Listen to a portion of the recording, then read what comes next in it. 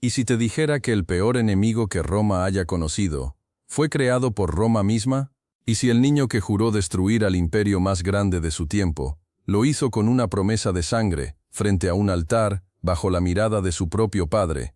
Pocos recuerdan su nombre, muchos ignoran su historia, pero todos, absolutamente todos, han sentido las consecuencias de su obsesión, porque hay enemigos y hay némesis. Y en esta historia, vamos a conocer al hombre que convirtió su odio personal en una guerra de décadas.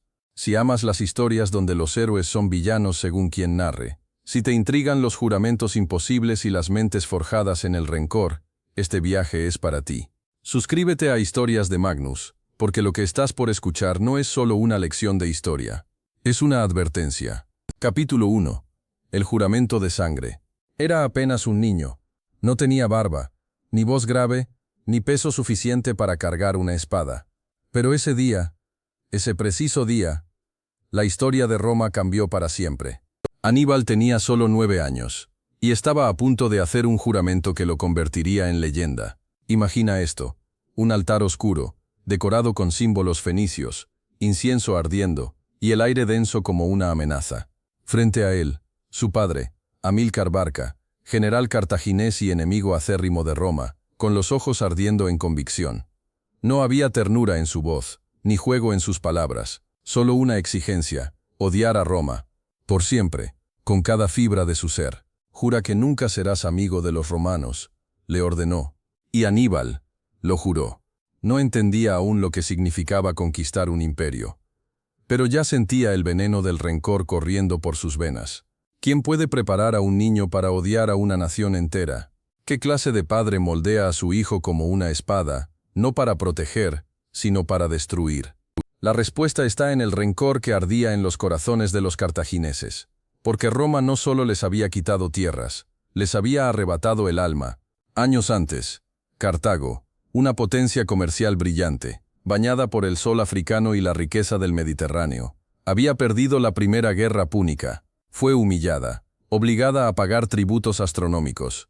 Vio cómo Sicilia, su joya, caía en manos de un enemigo emergente, un enemigo que no perdonaba, un enemigo que no olvidaba. Y Amílcar, el padre, jamás superó esa derrota. Cuando miraba a su hijo, no veía un niño, veía una segunda oportunidad. Desde ese juramento, Aníbal dejó de ser un niño cualquiera. Se convirtió en un arma con piernas pequeñas y ojos enormes llenos de preguntas y de fuego. ¿Y tú? ¿Jurarías odio eterno por una causa que aún no comprendes? Aníbal lo hizo, y no retrocedió jamás. Pero el odio no se forja solo con palabras. Se entrena, se afila, se endurece. Aníbal fue criado en los campamentos militares de Hispania, no entre juguetes, sino entre lanzas, mapas y cadáveres. Allí aprendió a leer los movimientos de las tropas como otros leían cuentos, a calcular rutas de invasión mientras otros niños aprendían geometría, a resistir el frío, el hambre, el miedo, como quien aprende a respirar. Y todo, absolutamente todo, tenía un solo objetivo: Roma. A cada victoria de su padre, Aníbal sumaba certezas. A cada derrota más rencor. Cada ciudad conquistada en Hispania era un paso más hacia Italia. Cada rebelión sofocada, una nueva lección. Cada romano que caía, una sonrisa más cerca de la venganza. Con apenas 17 años, ya era comandante de caballería. Un adolescente con el mando de vidas humanas, con la mirada afilada como una daga, y la mente moldeada en un solo propósito. Pero entonces ocurrió lo inevitable. Su padre murió. Y el destino, una vez más, lo empujó al frente. Aníbal no lloró, no se quebró, no se retiró. Tomó el mando como si el juramento de sangre de aquel altar aún ardiera en su garganta. Lo miraban como a un muchacho, pero pronto lo temerían como a una tormenta. Aquí es donde todo empieza a descontrolarse, porque Aníbal no se conformó con defender lo conquistado. No, él quería más. Quería entrar a Italia, quería atacar Roma en su propio suelo, quería que los romanos sintieran lo que Cartago sintió, y para eso, ideó un plan que los historiadores aún califican de suicida. Un plan que involucraba montañas heladas, elefantes de guerra, y una travesía que parecía imposible incluso para los dioses. ¿Cómo alguien que aún no había cumplido 30 años osó desafiar a la mayor potencia del Mediterráneo, en su propio terreno? Aquí no hablamos de locura, hablamos de propósito. Hablamos de alguien que no quería gloria, ni riquezas, ni títulos. Hablamos de un niño que hizo una promesa frente a un altar, y que estaba dispuesto a arrasar medio mundo para cumplirla. Y tú, que estás escuchando esto desde el presente, pregúntate, ¿hasta dónde puede llegar una vida definida por el odio? Y si el mayor error de Roma no fue subestimar a Aníbal, sino crearlo, porque el fuego que quemó a Roma comenzó como una chispa en un niño obligado a odiar. Y lo peor es que ese fuego apenas comienza. Capítulo 2. Criado para destruir. Y si te dijera que uno de los comandantes más temidos de la historia nunca tuvo una infancia normal, no aprendió a tocar la lira, no recitó poemas, no escuchó cuentos para dormir. Aníbal fue entrenado para matar. Desde el primer día, después de aquel juramento de odio eterno, Aníbal fue enviado junto a su padre a las tierras del oeste, a esa Hispania indomable donde la sangre y la pólvora se mezclaban con el polvo. Allí, entre montañas y ríos teñidos por el conflicto, Cartago intentaba construir un nuevo imperio. Pero ese imperio no se sostenía con diplomacia ni tratados, se sostenía con acero. Y en medio de ese caos creció Aníbal. No en palacios, no entre sabios ni artistas. Creció en campamentos infestados de soldados, de traiciones, de estrategias nocturnas y emboscadas brutales.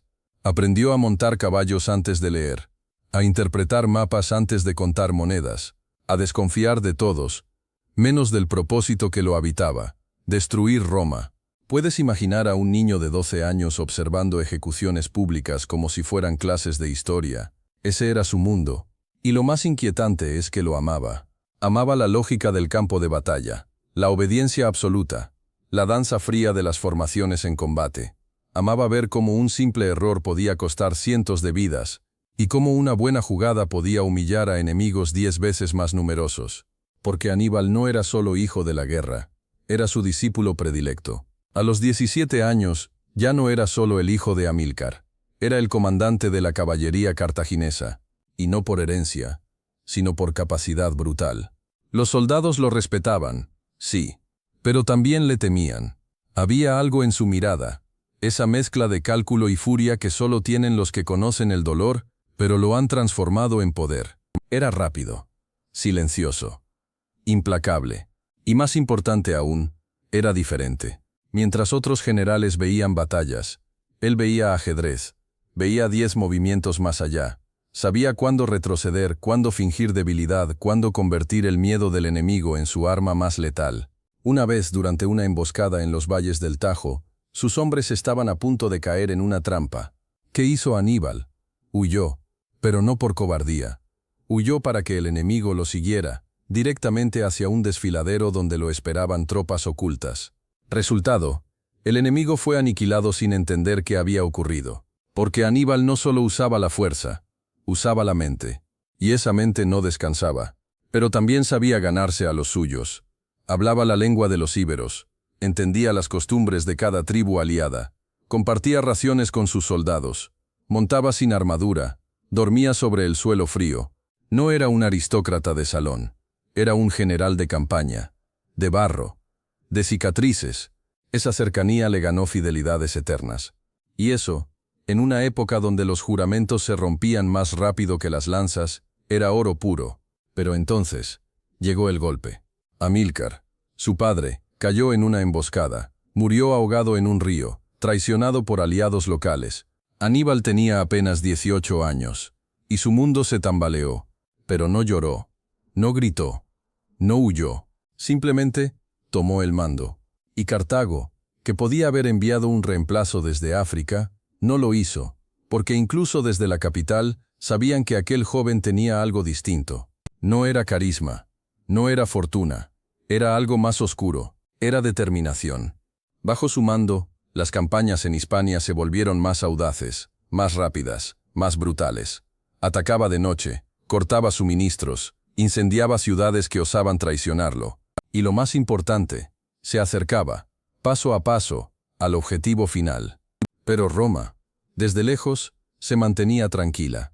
No sabía lo que venía. Creían que Cartago estaba demasiado lejos, demasiado débil, demasiado ocupada. Ignoraban que, al otro lado del Mediterráneo, Un joven general estaba diseñando la invasión más insólita que jamás se haya concebido, porque Aníbal no quería otra guerra más. Quería llevar la guerra al corazón del enemigo. ¿Y tú? ¿Te has preguntado alguna vez qué hace que un hombre persiga un solo objetivo durante toda su vida? Es venganza, es amor retorcido por la patria, es simplemente un legado impuesto. En el caso de Aníbal, era todo eso y más, y lo demostraría con un acto que rozaba lo imposible, cruzar los Alpes con un ejército, y con elefantes. Pero eso, lo verás en el siguiente capítulo. Capítulo 3. La pesadilla de los Alpes. Cruzarlos era una locura, una herejía táctica, una sentencia de muerte. Y sin embargo, Aníbal lo hizo, porque mientras el Senado romano celebraba su supuesta invulnerabilidad, al otro lado del mar un joven general cartaginés preparaba la jugada más temeraria de su vida. Entrar a Italia no por mar, ni por el sur, ni por la vía más lógica, sino por arriba, por las montañas, por los Alpes, con un ejército, y con elefantes. Imagina el escenario: más de 50.000 hombres, miles de caballos, carros de suministro, y una veintena de paquidermos avanzando hacia lo imposible. Caminos estrechos, precipicios sin fondo, nieve que devora pies y rostros, avalanchas, rocas, traiciones de pueblos montañeses, el viento como látigo, el frío como cuchillo, la muerte como compañera constante. ¿Y todo para qué? Para sorprender a Roma, para aparecer donde nadie lo esperaba, para comenzar la guerra en su propio corazón, porque para Aníbal no existía la palabra imposible, solo existía la palabra inevitable. Desde Hispania partió con una mezcla de soldados cartagineses, íberos, galos aliados, númidas y mercenarios. Una torre de Babel en armas, guiada por una voluntad única. Atravesó los Pirineos, cruzó el Ródano enfrentando escaramuzas y hostilidades, y al llegar a los Alpes, no se detuvo. Lo lógico habría sido buscar una ruta alterna, esperar el verano, negociar pasajes. Pero Aníbal no era un general de calendario, era un estratega de impacto, y entendía que su mayor arma no eran sus tropas, ni sus elefantes, ni sus números, era el miedo. Si lograba aparecer en la llanura del norte de Italia antes de que Roma lo imaginara posible, toda la península temblaría. Y tembló, pero el costo fue inhumano. Durante los más de 15 días de travesía alpina, perdió casi la mitad de su ejército. Hombres devorados por el clima, por el hambre, por las avalanchas, por las traiciones de tribus que primero prometían ayuda y luego atacaban durante la noche. Elefantes desbarrancados, caballos congelados, suministros agotados, y aún así continuó.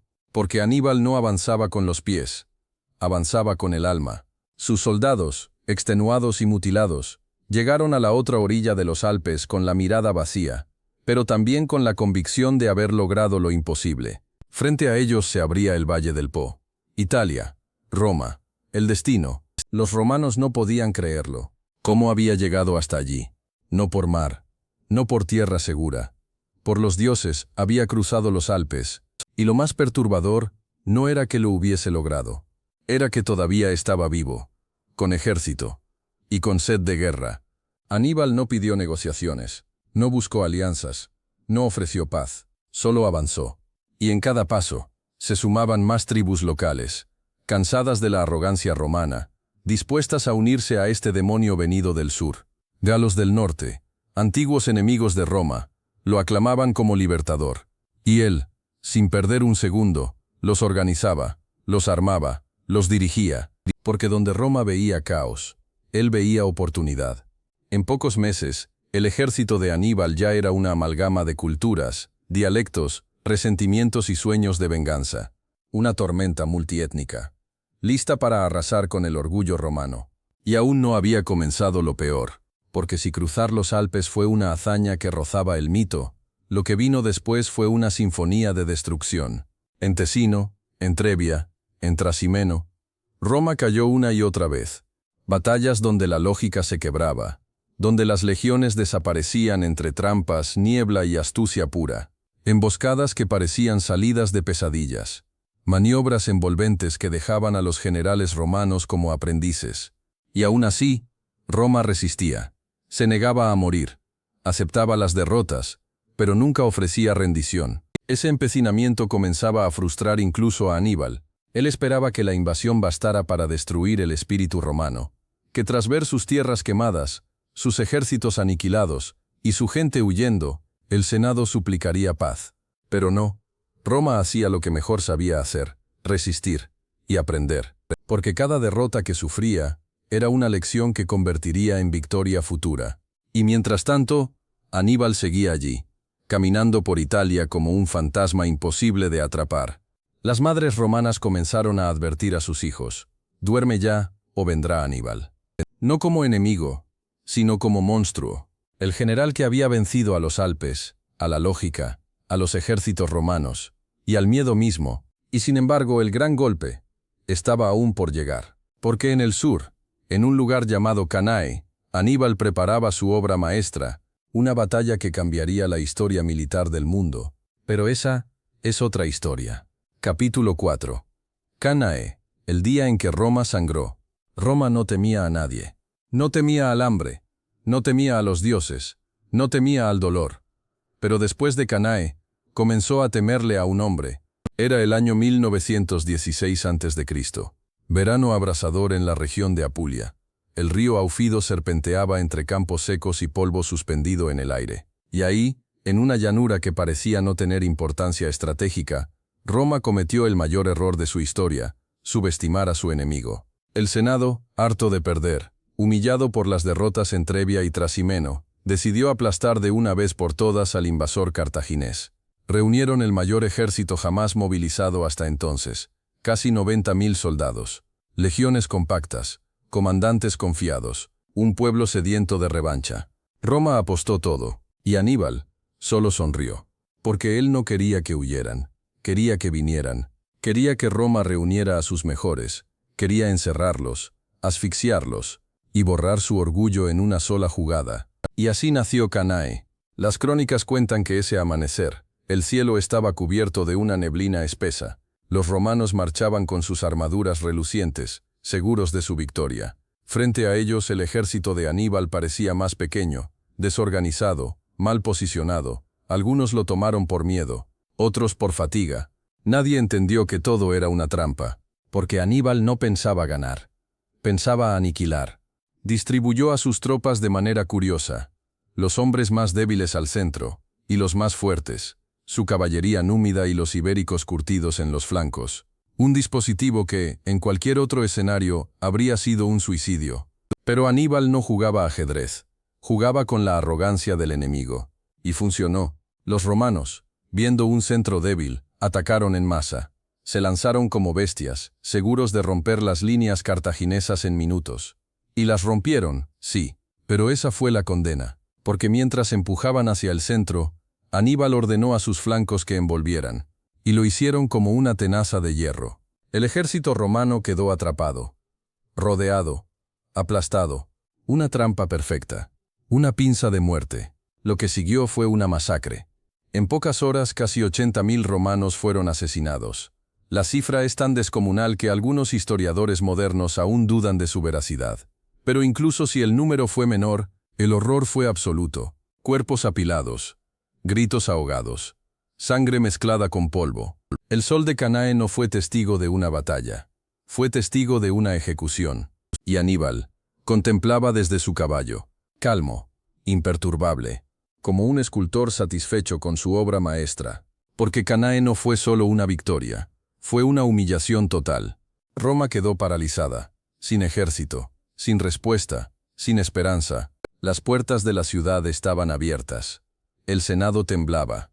Algunos nobles huían, otros proponían negociar. Aníbal, según la leyenda, pudo haber marchado directamente sobre Roma, destruirla, convertirla en cenizas.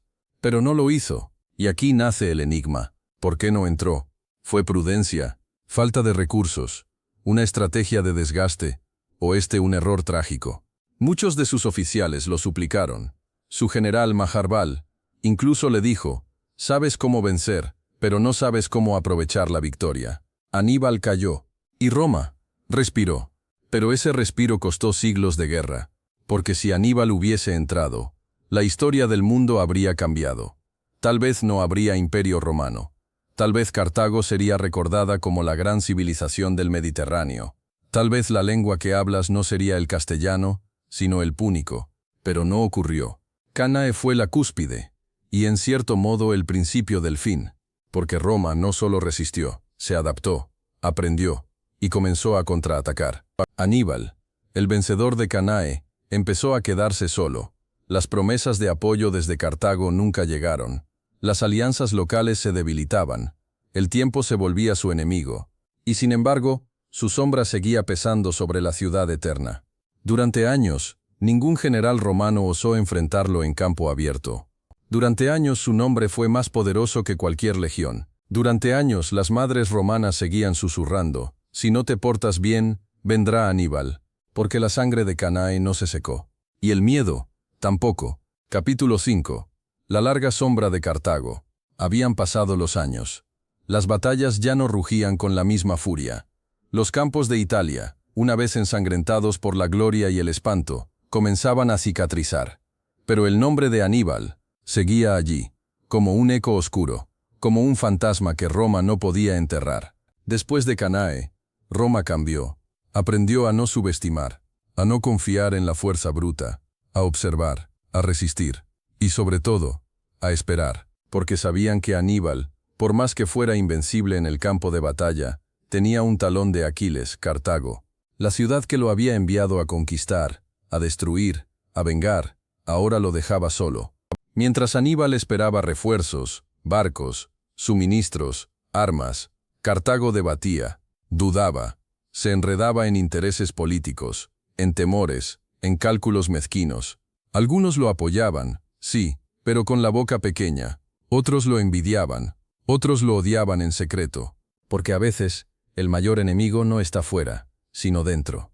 Y así, Aníbal, el conquistador, el genio, el terror de Roma, se quedó atrapado, sin ayuda, aislado en tierra enemiga, con cada invierno más difícil, con cada alianza más frágil, con cada año más cansado. Mientras tanto, Roma tejía su venganza. No lo atacaron de frente. Aprendieron la lección. Decidieron golpear donde más dolía, Hispania. Luego África.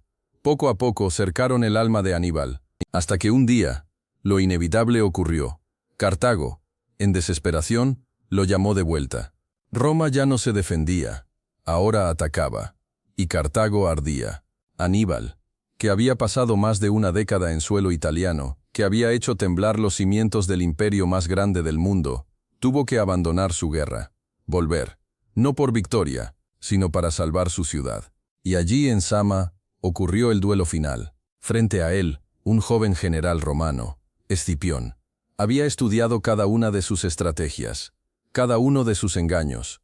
Lo conocía como un discípulo que se rebela contra su maestro. La batalla fue feroz, intensa, y por primera vez, Aníbal perdió. Zama marcó el fin de las guerras púnicas. Cartago quedó de rodillas, humillada, obligada a pagar indemnizaciones monstruosas, a entregar su flota, a convertirse en sombra de lo que fue.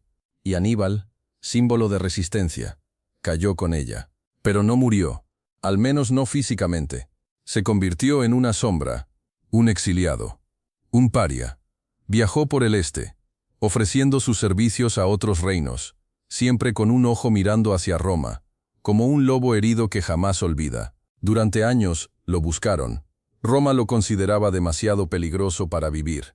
Era más que un hombre, era un símbolo. Y los símbolos hay que destruirlos. Finalmente, acorralado, traicionado, sin salida, Aníbal eligió su final. Tomó veneno, solo, lejos de su patria, lejos de su juramento, lejos de Roma.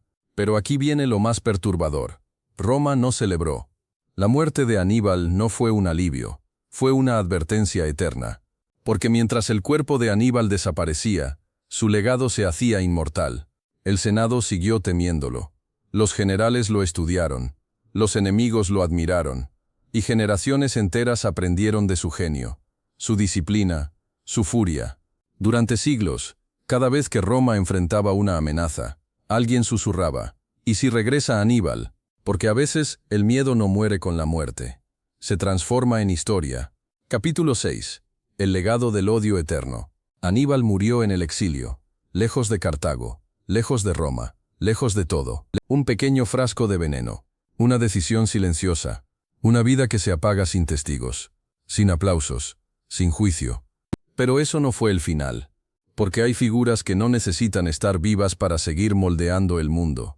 Y Aníbal fue una de ellas. Aquel niño que juró odio eterno a Roma no logró destruirla. No la incendió, no la saqueó, no entró con elefantes por sus calles sagradas. Y sin embargo, dejó una marca que ninguna espada pudo borrar. Roma cambió para siempre después de él. Antes de Aníbal, se sentían invencibles. Después de él, aprendieron a temer, a mirar hacia el exterior con sospecha, a construir murallas, no solo de piedra, sino mentales, a vigilar cada rincón del imperio como si en cualquier sombra pudiera esconderse un nuevo enemigo. Y más allá de lo militar, Aníbal enseñó a Roma algo que no quería aprender, que su mayor debilidad no era el enemigo exterior, sino su propia arrogancia.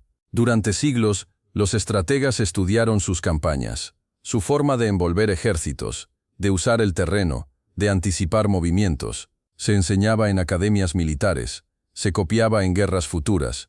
Napoleón lo admiró, Patton lo citaba.